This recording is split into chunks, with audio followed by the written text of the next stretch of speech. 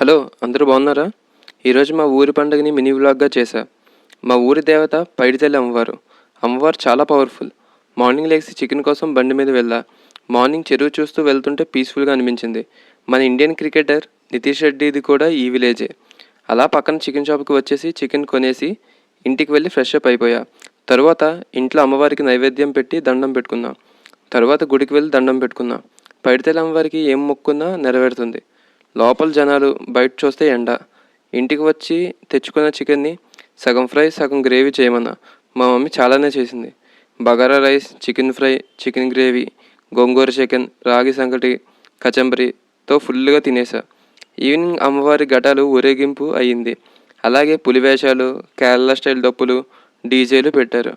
నాకు బాగా నచ్చే విషయం లైట్ సెట్టింగ్స్. వాటిని చూడడానికి అలా రోడ్డు మీదకి వచ్చా. అలా డే ఎండ్ అయిపోయింది. మళ్ళీ కలుద్దాం. బాయ్.